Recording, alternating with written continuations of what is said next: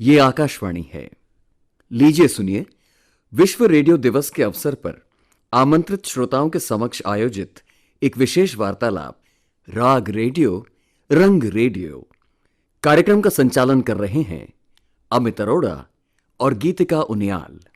नंदन वंदन अभिनंदन। विश्व रेडियो दिवस 2025 इसके उपलक्ष्य में हम मना रहे हैं रेडियो को। बिल्कुल, रेडियो सेलिब्रेशन का माध्यम है, क्योंकि हम 9 दशकों की यात्रा को देखें तो ना जाने हमने कितना कुछ पाया है। यादें बनी हैं, सूचनाएं मिली हैं और कहीं ना कहीं जिस विकास की बात हम बार बार करते हैं वो विकास हुआ है।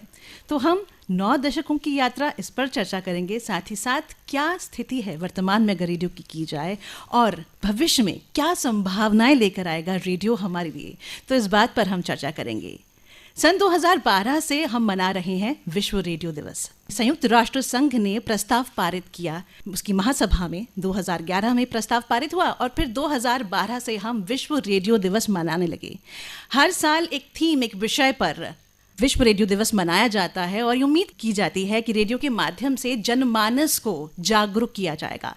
इस वर्ष की अगर बात करें तो रेडियो और जलवायु परिवर्तन ये विषय है और आकाशवाणी इस विषय पर अग्रणी भूमिका निभा रहा है। जलवायु परिवर्तन भी ना जाने कितने ही कार्यक्रम हमारे द्वारा प्रसारित होते हैं। हमारा उद्देश्य यही है कि हम ग्लोबल वार्मिंग जैसे मुद्दों को, इन विषयों को कम करने में अपनी भूमिका निभा सकें और अग्रणी भूमिका निभा रहा है आकाशवाणी। तो आइए आज इस संगोष्ठी के माध्यम से हम अतीत से लेकर वर्तमान तक की यात्रा को पूरा करते हैं।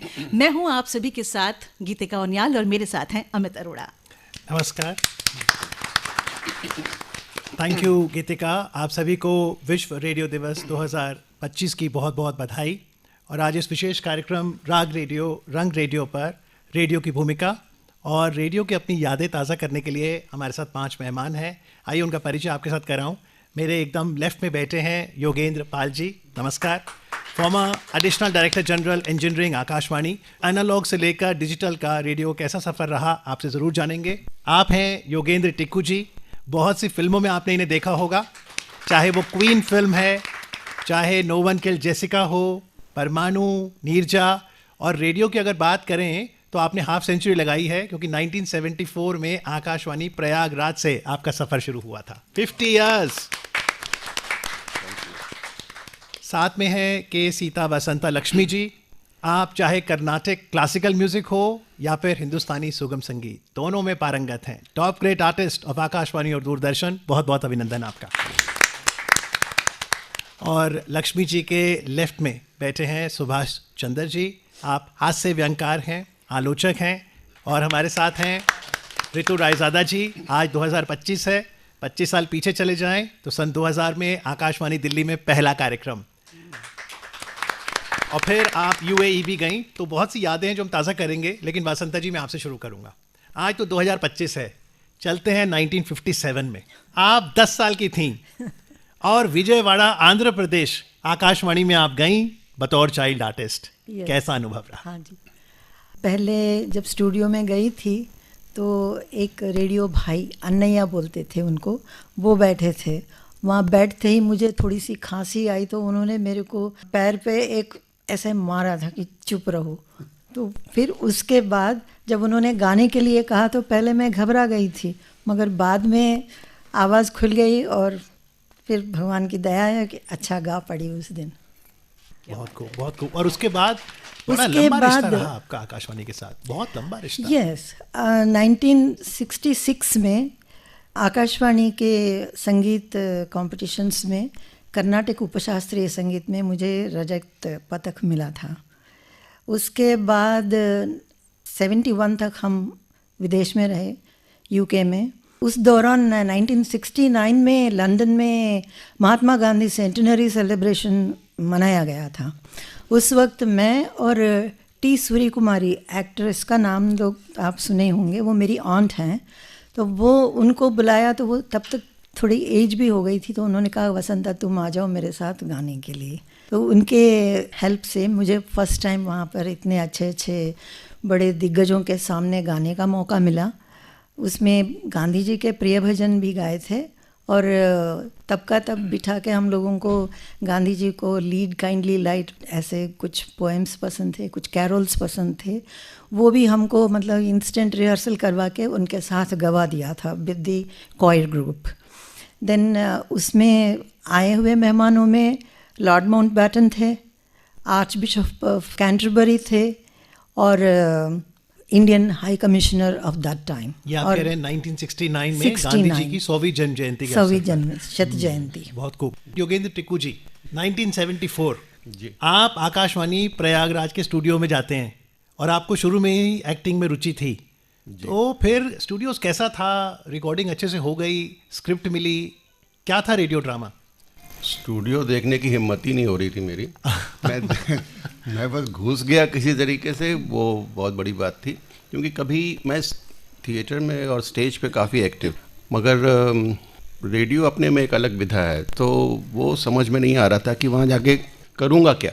मैं सीधा ऑडिशन में पहुँचा था, उन्होंने मुझे स्क्रिप्ट दी थी, वो जो भी था उसमें वो उस समय काफ़ी सारी वो 3-4 पेज की स्क्रिप्ट होती थी, वो उसमें सारे अलग अलग तरह के डायलॉग होते थे, अलग अलग भावों के। तो स्टूडियो में मुझे वो ले गए, तो वो जो शीशा था उसके ऊपर कागज़ लगा हुआ था, तो मुझे कोई दिख नहीं रहा था, खाली एक लेडी थी जो बहुत ही अच्छी एक्ट्रेस थी वहाँ की, और एक दूसरे एक्टर था जिनको हम रेडियो पर सुनते आए थे, वो हेल्प करने के लिए होते हैं वहाँ पे।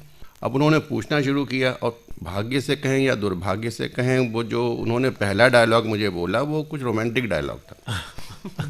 एक पूरी लाइन थी, और वो थी जो लेडी थी आर्टिस्ट, वो इतनी मंझी हुई कलाकार थी, और पहले उनकी लाइन थी कि हाथ छोड़ो सरन कलाई मुरक जाएगी। अब उन्होंने इतनी अदा से बोला, मेरा हाथ छोड़ो सरन कलाई मुरक जाएगी, मेरे पैर वैर सब कांप गए। मुझे समझ में नहीं आया कि मैं क्या बोलूँ, मैं सारी ज़बान सूख गई मेरी। फिर उन्होंने ही पानी उठा के पिलाया, कहा पानी पीजिए और शांति से बोलिए, कोई दिक्कत नहीं है, हम लोग सब आर्टिस्ट हैं। फिर हुआ मेरा, फिर फॉर्चुनेटली उस बैच में जो ऑडिशन हो रहा था उसमें 20-25 लोग थे शायद, तो एक लड़का और एक लड़की सिलेक्ट हुए थे, और मैं उसमें एक सिलेक्ट हुआ था, और वहाँ से फिर जर्नी चली आगे। रितु जी, आपसे जानना चाहते हैं, 25 सालों का सफ़र है, जब पीछे मुड़कर देखती हैं तो पहला दिन एफएम ब्रॉडकास्ट का कैसा था? क्या सांसें फूली थी योगेंद्र जी? हम ये जानना चाहते हैं, आपको किसने पैर मारा या पानी पिलाया? या सांसें फूली, किसी ने आकर बचा लिया? बिल्कुल। मेरे ऑडिशन के बाद तकरीबन 1 साल तक मैं AIR ज्वाइन नहीं कर पाई थी, और जब वापस आई तो पहला दिन था, अचानक ड्यूटी मुझे पकड़ा के दी गई थी 0 आवर शो की, और मैंने कंसोल चलाना नहीं सीखा था क्योंकि मैं ट्रेनिंग में जा ही नहीं पाई थी। अब जब कंसोल चलाना नहीं आता है तो मैं CD कैसे प्ले करूं, कैसेट कैसे यूज़ करूं, कुछ समझ नहीं आ रहा था। तो साइमा ने मुझे काफ़ी ढांढस बंधाया कि नहीं तुम परेशान मत हो, मैं हेल्प करूंगी। तो कंसोल वो चला रही थी और बोल मैं रही थी, and that's how I started learning and operating the console. लेकिन वो मेरा पहला शो मुझे इसलिए नहीं भूलता है कि मेरे जो AIR के कुछ दिग्गज दोस्त थे, उन लोगों ने मुझे शो करने के बाद कॉल किया, क्योंकि उनमें से आधों को पता नहीं था कि मैं AIR में FM में RJ बन चुकी हूँ। बट जब नाम सुना तो उनको पता था कि ये तो ऋतु वही है। और फिर मुझे एक्चुअली सुबह उन लोगों से गालियाँ पड़ी, क्योंकि कोई भी सोया नहीं था रात को 1:30 बजे तक।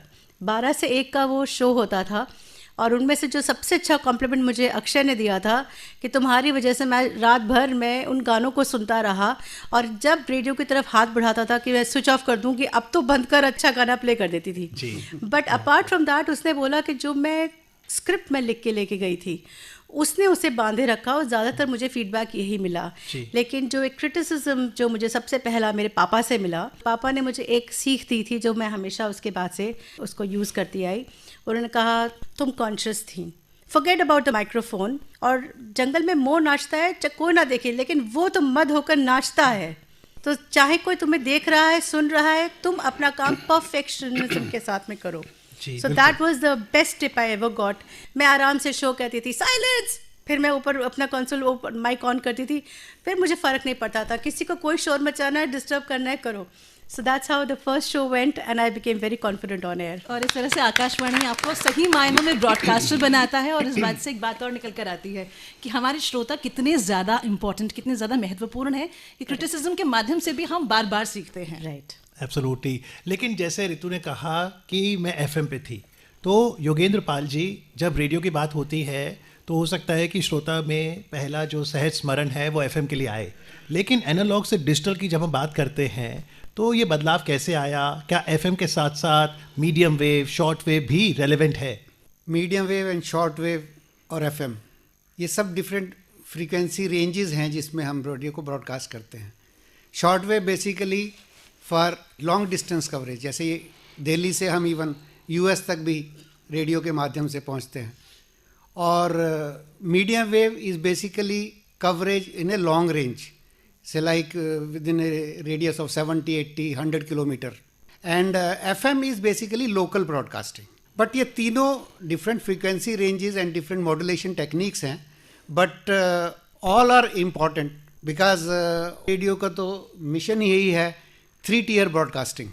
Means we should have a national coverage, we should have a regional, and should have a local coverage. So every person should be able to get at least 3 programs. जी, लेकिन कवरेज कोई भी हो सुभाष जी, हास्य रंग सब में होना चाहिए। जी बिल्कुल। तो आज राग रेडियो रंग रेडियो में सुभाष चंद्र जी, आप कौन सा हास्य रंग प्रस्तुत कर रहे हैं? मैं अब एक घटना सुना रहा हूँ आपको। पहली बात तो इस बात पर कि रेडियो की इम्पोर्टेंस क्या थी, हम लोगों ने सबसे पहले बात की। मैं 23 साल की उम्र में रेडियो में आया पहली बार।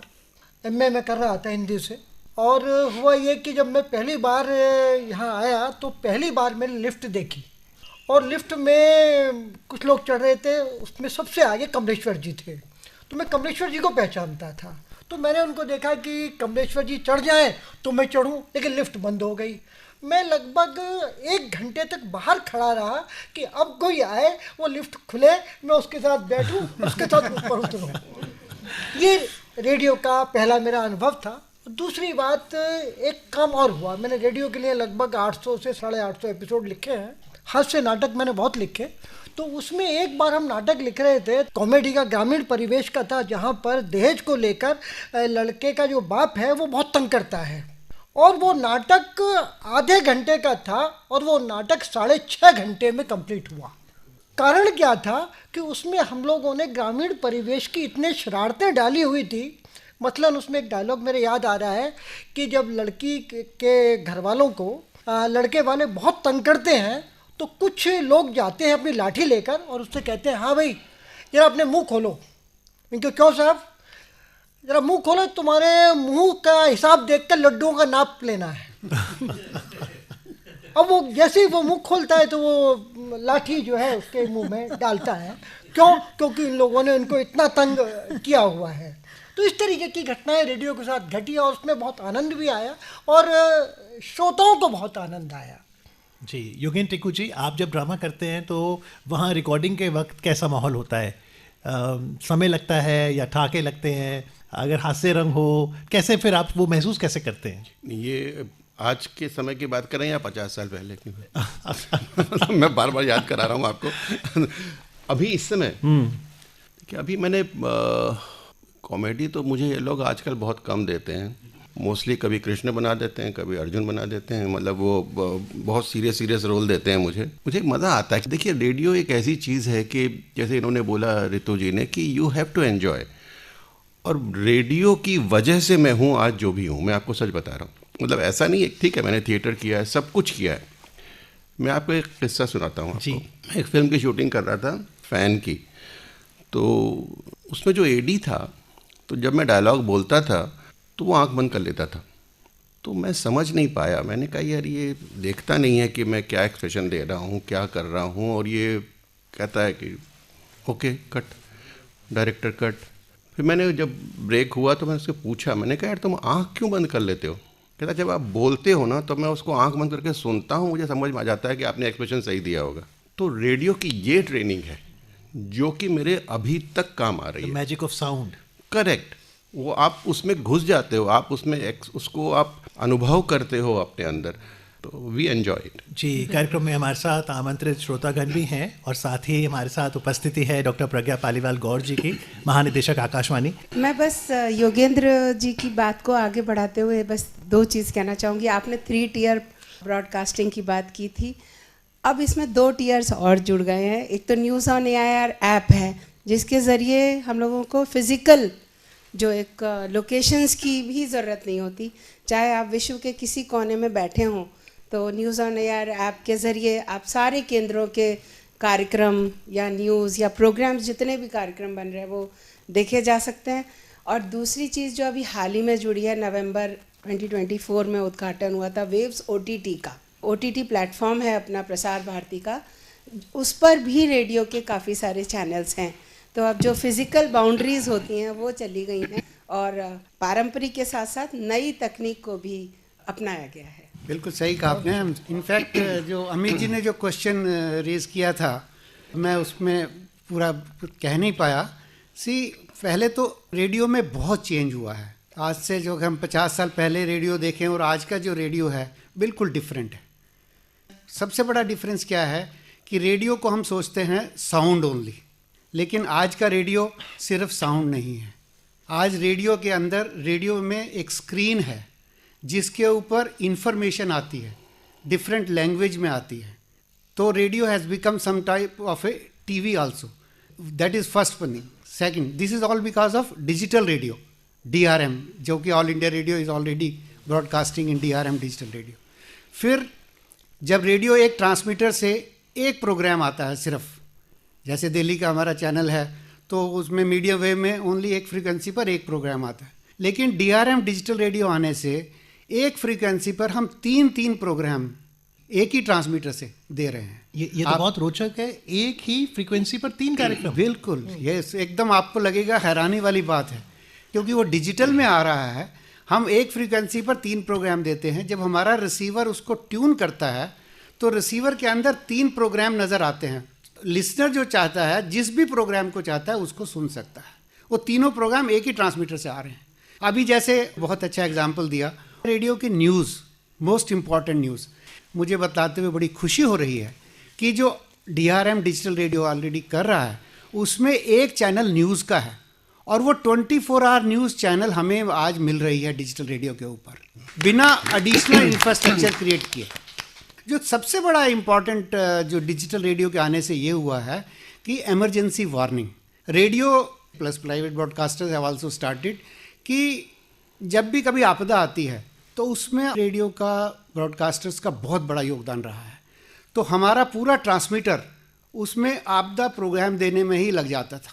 लेकिन डिफ़िकल्टी क्या आती थी कि जब आप एक ही चैनल में एक ही प्रोग्राम आ रहा है, आप उसमें इमरजेंसी प्रोग्राम दे रहे हैं, तो जो लिसनर है, अगर ट्रेजेडी है, कुछ ही एरिया में है, कवरेज तो रेडियो के ट्रांसमीटर का मान लीजिए 70-80 किलोमीटर है, सारे एरिया में प्रॉब्लम नहीं है, तो सबको वही प्रोग्राम सुनना पड़ता था। लेकिन डिजिटल रेडियो आने से क्या हुआ कि क्योंकि आप 3 प्रोग्राम दे रहे हैं तो मेरे पास प्रोविज़न है रेडियो में कि मैं उसको अपना दूसरी चैनल ले लूँ। डिजिटल रेडियो ऑटोमेटिकली जैसे ही उसको सिग्नल मिलता है कि ये कहीं से ये सिग्नल आ रहा है कि कहीं कोई प्रॉब्लम है, तो वो रेडियो ऑटोमेटिकली उस फ्रीक्वेंसी पर ट्यून हो जाता है जी, ताकि कोई उस इंफॉर्मेशन को मिस ना करे जी। और सिर्फ नॉट ओनली दैट, अगर मेरा रिसीवर मान लीजिए बंद पड़ा हुआ है, स्लीप मोड में पड़ा हुआ है, वो सिग्नल उस रिसीवर को ऑन भी कर देता है। तो मैं घर में सोया हूँ रात को, तो वो मेरा सिग्नल मिस ना हो तो उसको ऑन कर देता है और फुल वॉल्यूम पर ले आता है। So these are some of the important features जो कि डिजिटल रेडियो से इंट्रोड्यूस हुए। जी बिल्कुल, रेडियो का अहम रोल है जब हम डिज़ास्टर मैनेजमेंट की बात करते हैं। और उल्लेखनीय है कि विश्व रेडियो दिवस 2025 की थीम है रेडियो और क्लाइमेट चेंज। तो अगर विश्व में कहीं पर भी ड्राउट आती है, फ्लड आती है, सुनामी, अर्थक्वेक, तो इसके प्रिवेंशन में भी रेडियो अहम भूमिका निभाता है। तो अगर इमरजेंसी हो जाए तो फिर वहाँ पर डिज़ास्टर मैनेजमेंट में, लेकिन डिज़ास्टर आए ना, इसके लिए हम सबको योगदान देना होगा और प्रभु सुमरन भी करना पड़ता है। तो बासंता जी, आपने तो रामचरितमानस भी आपने आकाशवाणी के लिए गाई है, पूरी श्रृंखला, वो अनुभव बताइए।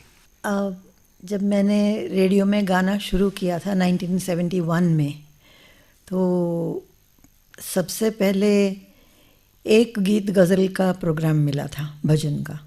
उसके बाद बोले कि आप अभी रामचरितमानस शुरू कर रहे हैं, उसको गाने में आपको भी आना पड़ेगा। तो मैंने कहा मेरी हिंदी तो बहुत अच्छी नहीं है, बट आकाशवाणी की खूबी ये है, मुझे बताते हुए बहुत गर्व महसूस होता है। सुर, ताल और उच्चारण, इसके ऊपर बहुत ज़ोर दिया जाता था। अच्छी बात है वो, क्योंकि हिंदी ऑफ कोर्स हमारी नेशनल लैंग्वेज है, उसके अलावा एक भाषा और सीखने का और उसके न्यूएंसेस, उसमें जो छोटी मोटी अदाकारियाँ हैं, जो नज़ाकतें हैं, उसको अच्छी तरह से समझ लोगों को पहुंचाने में कितना मेहनत लगता है, ये हमारी एक्सपीरियंस में आया है। और मुझे ये भी बहुत अच्छा लगता है कहते हुए कि आज तक आकाशवाणी ने वो सब प्रिंसिपल्स निभाते हुए ही सेलेक्शंस कर रहे हैं ऑडिशंस में। क्योंकि मैं ऑडिशन बोर्ड में भी कभी कभी आती रहती हूँ, तो मैं देखती हूँ कि कोई भी सुर से थोड़ा भी नीचे हो गया उसको हटा देते हैं, क्योंकि सुर बिना गाना और भाव बिना प्रस्तुति करना, उसमें कोई आनंद किसी ना गाने वाले को मिलेगा ना सुनने वाले को मिलेगा। जी वासंता जी, आकाशवाणी के श्रोता के जहन में क्या चल रहा है मैं जानता हूँ। वो चाहते हैं कि वासंता लक्ष्मी जी की आवाज़ में गोस्वामी तुलसीदास जी द्वारा रचित रामचरितमानस की कोई चौपाई हो जाए। मैं कोशिश करती हूँ। रघुकुल रीति सदा चली आई, प्राण जाए पर वचन न जाए, नहीं असत्य सम पातक पुंजा, गिर सम होए की कोटि की गुंजा, सत्य मूल सब सकुल सुहाए, वेद पुराण विदित मुनि गाए।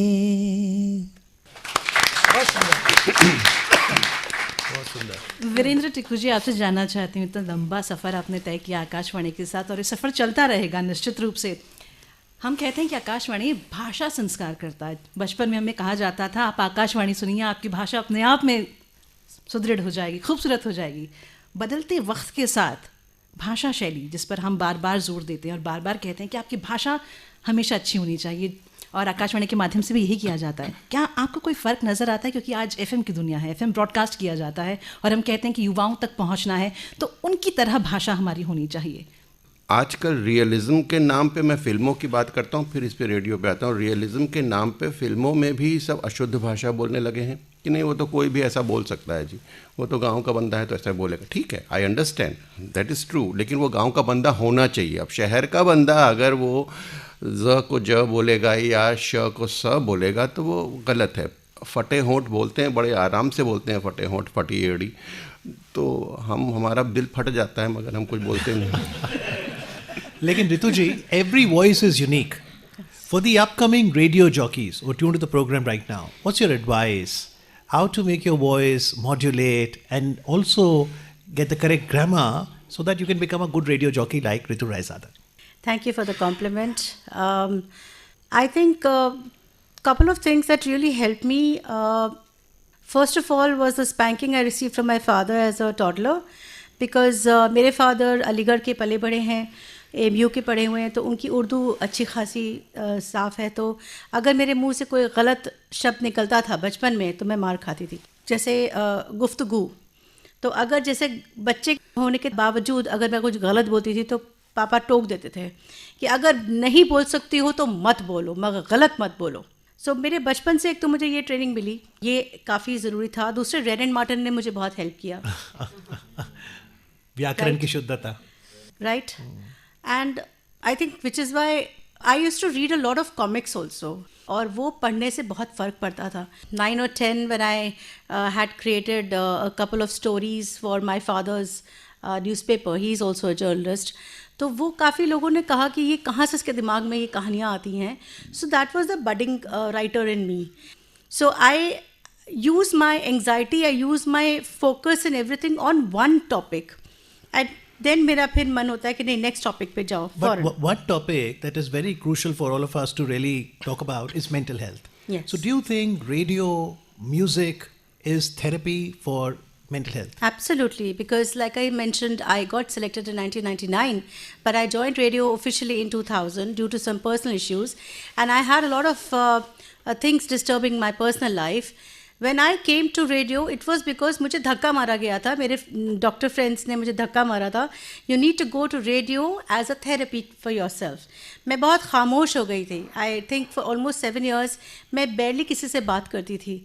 तो मैं चुप चुप, मेरे पेरेंट्स जिनको आदत नहीं थी कि मेरे चुप रहने की, देखने की, you know I used to be very quiet. So when I was forced to join radio back on air, you know, I used to vent it out. I used to spend hours on script writing, on researching music, to relate everything into that 1 hour segment, and that really helped me, because mental health, like I said, is something that affects you on a day-to-day basis. How you fight it out is the way you decide. And Ritu ji, as coincidence as it may sound, Vasanta Lakshmi ji also has authored a book on similar topic. I have written a book on Indian music as complementary therapy.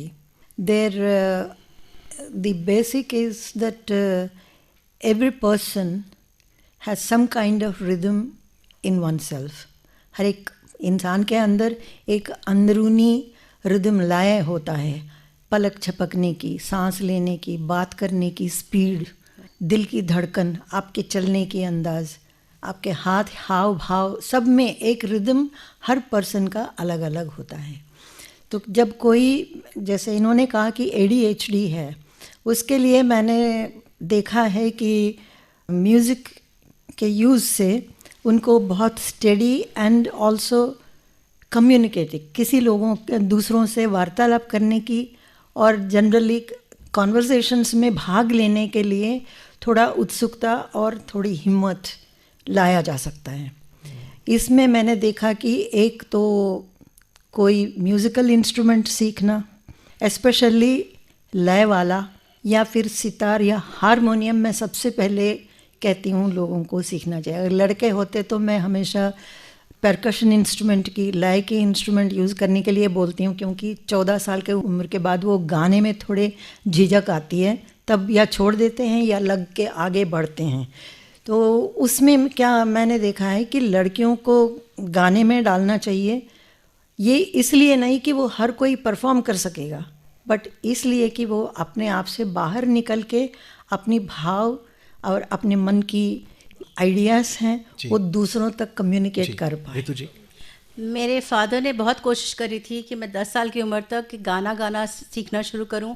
He himself is a very good singer on a state level, लेकिन मैं उस musical instruments, harmonium घर में है, तबला है, सब है, मेरा कभी पेंट ऑफ माइंड नहीं था। लेकिन जब मैं AIR पर सेलेक्ट हुई, सबसे पहले मैंने घर पर जाकर पापा से कहा मैं गाना बजाना, प्ले करना वो कर सकती हूँ, म्यूज़िक में मेरा इंटरेस्ट है और मैं आगे उसी में बढ़ूँगी। मैं गा नहीं सकती तो क्या, मेरे साथ में गाने वाले को पूरी फौज खड़ी है और वो लोग सुनेंगे गाने। Wonderful wonderful. Doctor Subhash Chandra, आपसे जानना चाहते हैं कि व्यंग इतना आसान नहीं होता, बहुत सोचना पड़ता है, समझना पड़ता है, लिखना पड़ता है।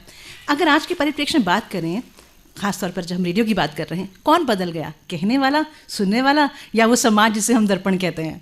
बदली तो तीनों चीज़ें हैं, कहने वाला भी, सुनने वाला भी और समाज भी।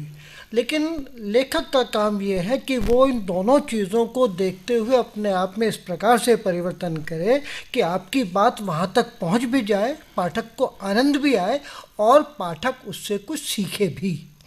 और यही मेरा ख्याल है कि रेडियो का काम भी है, ज्ञान की खुराक इस प्रकार से कि मनोरंजन और ज्ञान दोनों का मिक्सचर बन जाए, यानी कि रसगुल्ले में कुनैन वाला मामला ये रहता है। तो हम लोगों की कोशिश लगातार रहती है। और रेडियो के साथ देखिए कि मुझे रेडियो एक मामले बहुत बढ़िया लगा। मैंने रेडियो लिखा, टीवी लिखा, फिल्म लिखी, वेब सीरीज लिखी, सब कुछ लिखा, लेकिन बेस मेरा रेडियो रहा। बेस से बेनिफिट मुझे ये रहा कि हमारे पास, रेडियो के पास जुबान थी, सुनने के वाले के पास कान थे, और हमने अपनी जुबान को इस प्रकार से प्रस्तुत किया कि वो जो जुबान है उसने सुनने वाले के कानों के पर्दे खोले और उसको इस प्रकार से उसके सामने एक एक चीज़, जैसे आप तो स्क्रिप्टिंग करती हैं, हम एक एक चीज़ विजुलाइज कर रहे हैं।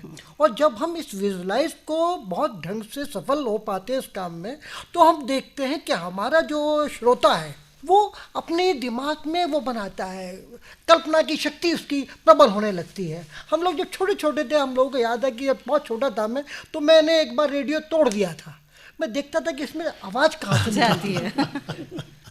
और फिर बाद में समझ में आया कि देखो भाई, एक तो इसमें से आवाज़ निकलती है, दूसरे इसके पास सिर्फ कान है, और ये जो कान है जो आपके पास जुबान है, आपको इस तरीके से लेके चलना है कि दृश्य भी उपस्थित हो जाए, कल्पना शक्ति भी प्रबल हो जाए, सीखने को भी मिल जाए और मज़ा भी आए। बहुत सुंदर। We got a young ambassador of radio. Yes, what's your name and what's your question? नमस्कार, मेरा नाम कीर्ति है। मैं दिल्ली विश्वविद्यालय की पीएचडी की रिसर्च स्कॉलर हूँ और आकाशवाणी में कैजुअल हूँ। जब से एफएम स्टार्ट हुआ था तब से मैंने रेडियो सुनना शुरू किया। आप सबको देख के गूज़बम्स आ रहे हैं कि जिनको सुना है बचपन से उन सबको देख रही हूँ आज। और आप लोगों को देख के ही मुझे लगा कि मुझे इसी पर रिसर्च करना है, तो मैं आप ही लोगों पर रिसर्च कर रही हूँ। और मुझे ये बात बहुत दिलचस्प लगती है कि शब्द चित्र कैसे बन जाते हैं, इमेजिनरी दुनिया में हम चले जाते हैं, वो कैसे संभव होता है? उसके लिए आप क्या करते हैं कि श्रोता उसमें खो जाता है? टीकू जी, शब्द चित्र कैसे बनते हैं खासतौर पर रेडियो ड्रामा में? बहुत अच्छा सवाल है भाई, बहुत ही अच्छा सवाल है, वेरी गुड। इसको हम फिलोसफिकली सोचें तो सबसे पहले हमारे मस्तिष्क में, हमारे ज्ञान पटल में एक छाया आती है, एक भाव आता है, और वो फिर जब ग्रॉस लेवल पे स्थूल अवस्था में आता है तो वह हमारे फिर वाणी के हिसाब से वो निकलता है बाहर। उस भाव को जो अंदर आया हुआ है उसको उस शब्द के साथ जोड़ना, वही संसार ही है और वही आपका चित्र भी है, क्योंकि संसार चित्र ही है और कुछ भी नहीं है। तो जब आप उस भाव को उस शब्द के साथ जोड़ते हो तो आपका वो पूरा चित्र बाहर निकल जाता है, मगर वो भाव होना ज़रूरी है। अगर वो सिर्फ शब्द है तो वो चित्र नहीं बनेगा, शब्द और भाव मिला के चित्र बनता है। जी, इस समय डॉक्टर विक्रम है हमारे साथ और आप दृष्टिबाधित हैं।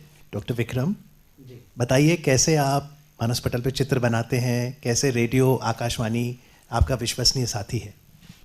मैं सबको प्रणाम करता हूं और टिक्कू साहब की बात का मैं बहुत यकीन कर रहा हूं और इनकी बात को आगे बढ़ाता हुआ, मैं चूँकि स्वयं रेडियो नाट्य साहित्य पढ़ाता हूं जी। रेडियो नाट्य साहित्य की जब बात आती है, जब रेडियो की बात आती है, तो रेडियो जो है सूचना मनोरंजन के साथ साथ वो हमें शिक्षित भी करता है और मर्यादित करता है, अनुशासित करता है। क्यों? रेडियो की जो परंपरा थी, रेडियो ध्वनि पर आधारित होती थी जी। लेकिन आज जब रेडियो का अपग्रेडेशन हो चुका है तो रेडियो जो है उसमें डिजिटल रेडियो आ चुका है। और ये बात मैं अपने विद्यार्थियों को ही पढ़ाता, मेरा स्पेशल टॉपिक ही रेडियो नाट्य साहित्य है।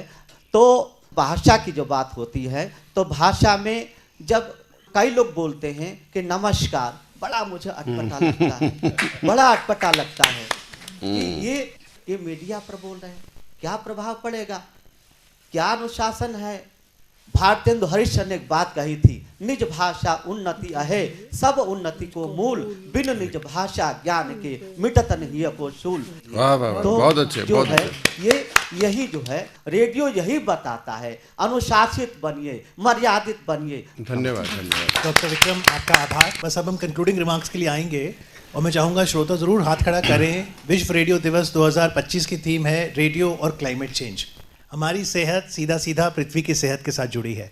क्या ग्रीन हैबिट्स हैं जो आज इस विशेष कार्यक्रम राग रेडियो रंग रेडियो के माध्यम से हम न केवल भारत बल्कि विश्व तक पहुंचाएंगे? हम संकल्प लेते हैं कि हम ये ग्रीन हैबिट अपने व्यक्तित्व का हिस्सा बनाएंगे। जी, एनी ग्रीन हैबिट? ये जलवायु के ऊपर हम ये कह सकते हैं कि जितने भी पौधे हैं अपने आसपास के, उन्हें संरक्षित करेंगे। नए पेड़ लगाने का जहाँ भी अवसर मिले उनको हम अपनी प्रयास करके अधिक से अधिक संख्या में लगाएंगे और जलवायु को परिवर्तित होने से या उसको संरक्षित करने से हमारा योगदान दिया जा सकता है। Thank you very much. जी, बसंता जी। जब पर्यावरण की बात आती है और लोगों को पेड़ पौधे ज़्यादा लगाने के लिए कहते हैं, इसमें मैं एक इंटरेस्टिंग बात बताना चाहती हूँ कि कुछ राग ऐसे हैं जिसको मैं पेड़ों को, मेरे पास भी एक छोटा सा बालकनी वाला गार्डन है, पर मैं देखती हूँ कि मैं थोड़ी देर उनसे बात करती हूँ या कुछ गाना गुनगुनाती हूँ तो उनमें एक लचक और एक सजीवता मैं देखती हूँ। ये प्रूव करने के लिए मेरे पास कुछ नहीं है, पर हर दिन जो पौधा मैं देखती हूँ और जिस दिन मैं उसके साथ स्पेशली कर्नाटक संगीत में शहना राग है जिससे केले के पेड़ में बहुत वृद्धि देखी जा सकती है। मैं तो ये कहूँगी सबसे पहले तो जैसे बोलते हैं कि चैरिटी बिगिंस एट होम, तो मैं तो अपने घर में बहुत सी चीज़ों का मैंने चेंजेस किए हैं लास्ट फ्यू इयर्स। फ़िल्टर का पानी कभी वेस्ट नहीं करती हूँ, प्लांट्स को वाटर उसी से करती हूँ। मैं जो क्रेट्स भी आती हैं उसमें मैं धनिया पुदीना सब बोती हूँ। I don't throw them away, I use the egg shells as compost. तो मैं इस तरह से बिलीव करती हूँ। सोलर लैंप्स मैंने अपनी बालकनी में लगा रखे हैं, रात को कभी भी लाइट की ज़रूरत नहीं पड़ती है, ऑटोमेटिकली वो ऑन हो जाते हैं। प्लस सोलर कुकिंग में भी बिलीव करती हूँ।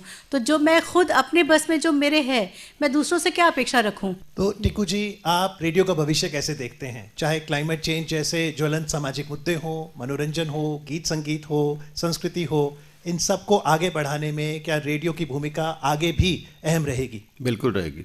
मैं तो बहुत ही पूर्ण विश्वास के साथ ये बात कह सकता हूँ, क्योंकि एक समय था जबकि हम लोग जब ये न्यूज़ जो पेपर्स थे तो सब लोग कहते थे कि जब न्यूज़पेपर का ज़माना ख़त्म हो गया अब तो ये शुरू होगा, लेकिन न्यूज़पेपर कभी ख़त्म नहीं हुआ। रेडियो की पहुंच इतनी ज़्यादा है कि वो कभी ख़त्म हो ही नहीं सकता, और परमात्मा करे कभी ख़त्म ना हो। बस बजट बढ़ाते रहें, बस ठीक है, बढ़िया।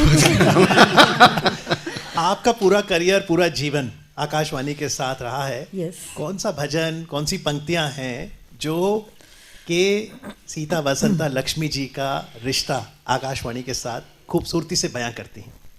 संत रैदास का एक भजन है, जो तुम छोड़ो राम मैं नाही तोरूं, तुमसे जोरी कवन से जोरूं, तुमसे तोरी कवन से जोरूं।